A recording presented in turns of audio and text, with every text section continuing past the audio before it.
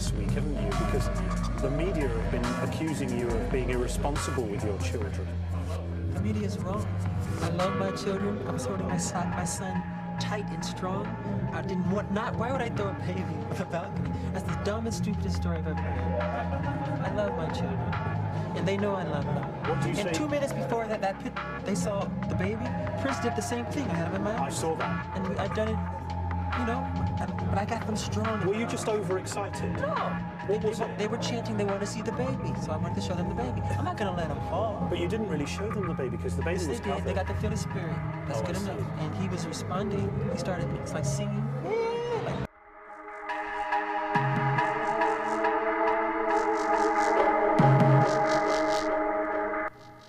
we need to bond again. That's very important, Martin. Why does it mean so much to you? I'm just very sensitive to their pain, and I'm very sensitive to the family, the human condition, on that subject. It means a lot to me, and I want to help, do whatever I can to help that, And it's, like I said before, and I'll say it a million times, I'm not afraid to say it. If there were no children on this earth, if somebody announced all kids are dead, I would jump off the balcony immediately. I'm done. I'm done.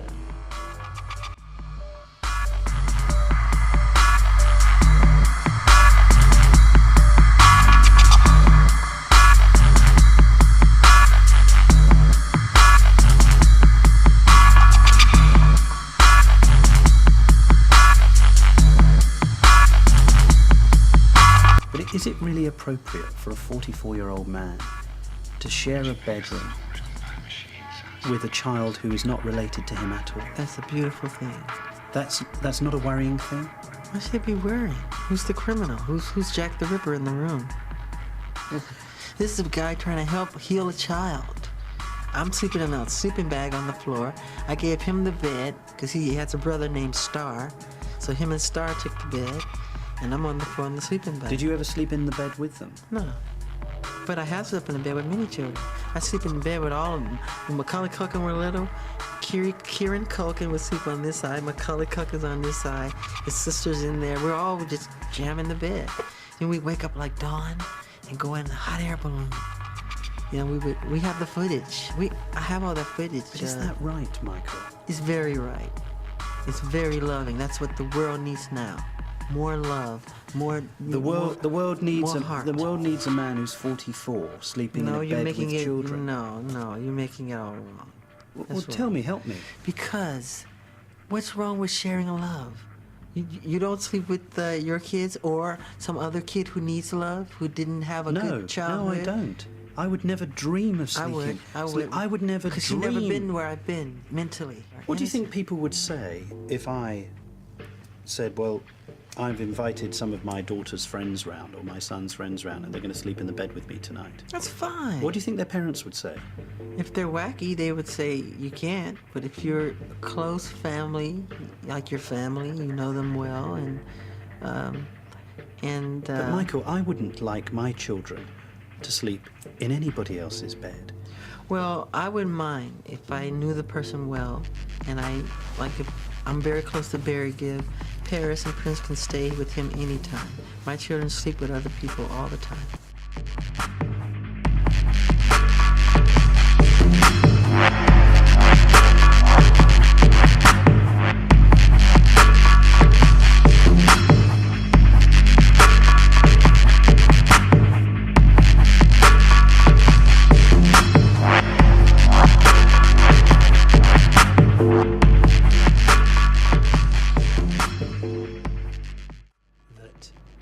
Makes him connect so well with children? What is it? Because he's really a child at heart.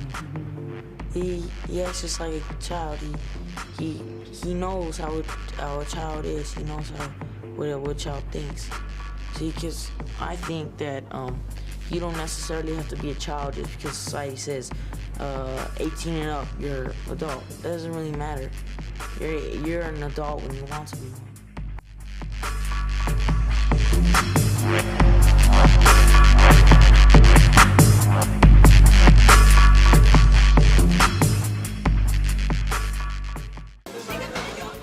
Concerned for the safety of the children, I was caught with them in the middle of a paparazzi scrum. I got Prince. I got Prince. That's it, Grace. I'll just stay there. It was no kind of trip for two young children, and everybody could see it, but Jackson himself. Okay, boss.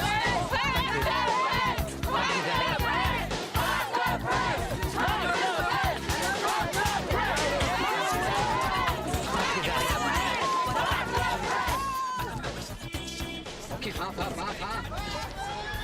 It was hard to believe Jackson was the same man I'd met in Neverland. The first opportunity to talk about his bizarre behaviour was later that evening at a charity auction. In spite of his admission that he was not happy about the incident, it still did not seem as troubling to Michael as it did to people around the world. A point Martin Bashir made both in his TV special and in his comments on Primetime Thursday after the show aired.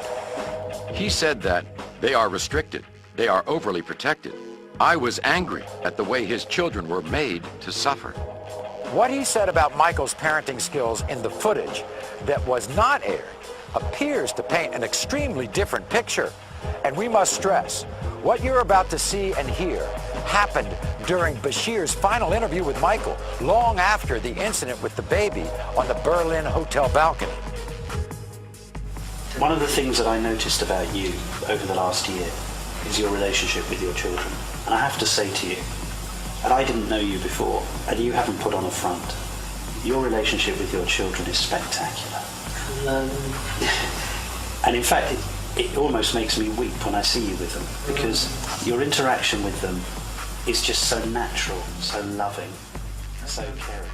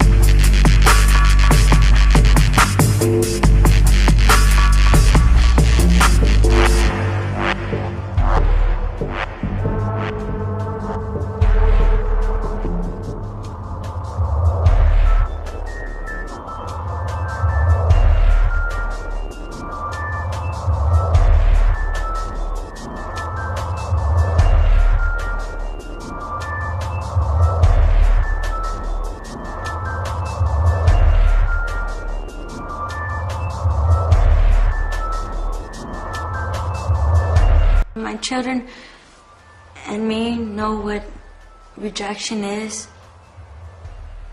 To be neglected, to be spit on, to be talked about, to be made an outsider. Only because of our status in life or what we were going through. And Michael did not have that. He said, come to him, not just Gavin, but Star and Davelin and me, and called us his family. And Gavin was the one that asked him, could I call you Daddy? And Michael said, of course. And so, through him, it sparked Star and Davelin calling him Daddy Michael. Very innocent and beautiful relationship, which everyone has spun it out of control.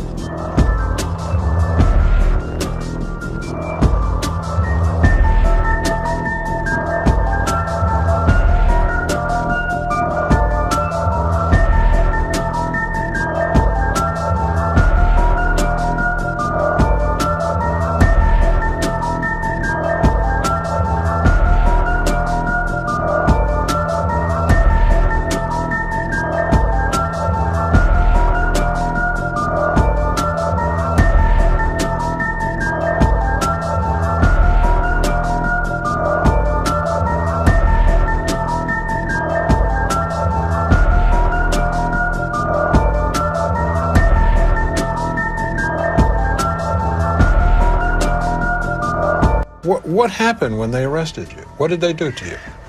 They were supposed to go in and just check fingerprints and do the whole thing that they do when they take somebody in.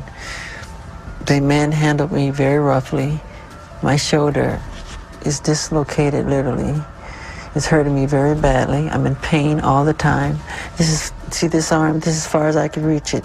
Same with this side over here. Because of what happened at the police station? Yeah, at the police station. And what they did to me, if you saw what they did to my arms,